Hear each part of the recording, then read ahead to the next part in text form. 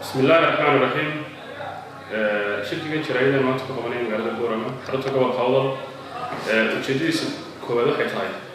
إنا كدنا عليه صفر كي مدحونا يفتي حنتي وسيرة لا يبغى بجاميني عمالتي شلة هي تكون جمادين زي كانوا بقوا قاوضة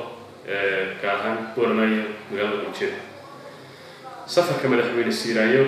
وكل يدي قوالو قلبك سمان لان قال عن أوضة wuxuu ahaa runtii sanadkani mid aga sbaaya wuxuuna ahaa safarka madaxweyne ku yimid gobolka Awdal ciidamadu waa ka bariyay abaarta gobolka Awdal waxay soo bilaabantay horraantii bishii February ilaa iyo maanta maalin gobol xaaladda ka soo maalintii ugu horeysay ee qofkii ugu horeeyay ee bini'aadamku ku dhinto gobolada Awdal iyo Salal waxay ahayd 15 bishii March 2016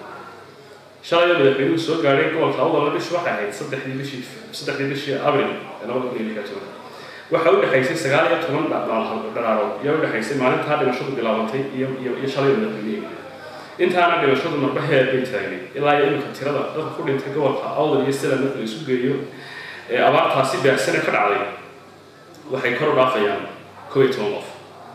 مدحين استيراني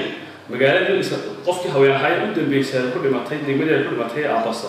يا قصر جميل تسويله هالجيسا وحيسكت شران بقول يسديت كيلومتر وحيا وحوسه سعون كري لوصل على مدحين السيراني إنه تطلع عرض عوارض السجن السلام عليكم تمام يسبق وصاد الاستاج لكن مو قرن مدحين السيراني عند الله ترى ساينا كنتي ما عند إهلا عقل ولا أحسن هي فكر سليم أضيف كم إذا أضيع شيء عن هاي بولد الله يسأل أيها الله نحرسته وحلقة يا مرتد حلقة الوطي أو حاجة وقار نقولي الله نحرسته قارت الأبيض بدأ السيرين حلان هاي وقار بدأ بيني قارت الحساسة أبارت كل عريق والله قلبي السمان الله ما أنت الرحمن كي له وهاي أي أبارت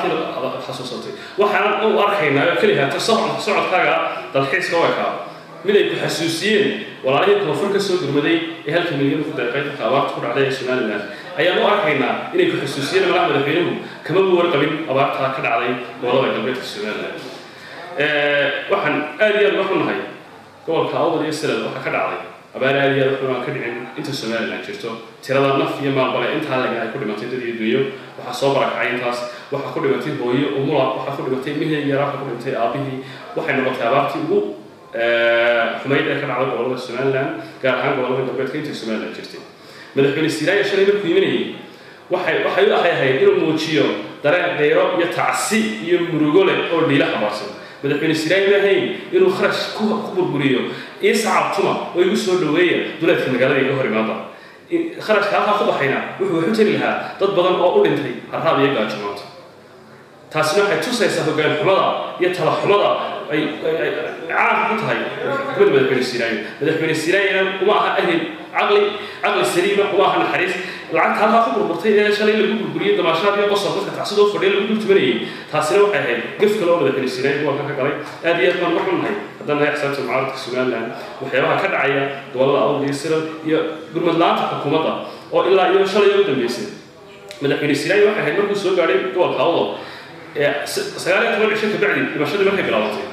سيد دكتور صناعاتي waxay ahayd madaxweyne inuu soo maro dhammaan deegaanadii dhimashada ka dhacday dhammaan deegaanada abaarta oo uu qoor gala xaaladda nololeed ee ay ku sugan yihiin dadweynaha iyo abaarta intay leegtahay oo qiimeyn ku sameeyay madaxweyne Siraayo gaarigii madawaayo ka yimid Hargeysa intuu gurjeed ku tagay ayuu haddana mar ugu soo beeyay taasina waxay tusaysaa naxariis darrada iyo arxan-darrada xukuumadda madaxweyne Siraayo iyo sida uu shacbigiisa madaxweyne Siraayo habaalin kaliya tan wala qaybsanaynin xaaladda ay ku sugan yihiin iyo rafaadka aad iyo aad baan ugu nahay taasina mar labaad baan cadaarayna waxaan u arkaynaa xukuumad shacbigeedii aan ka warhaynin oo aan ka naxaynin oo u timid halkan dalxiis iyo shirshir iyo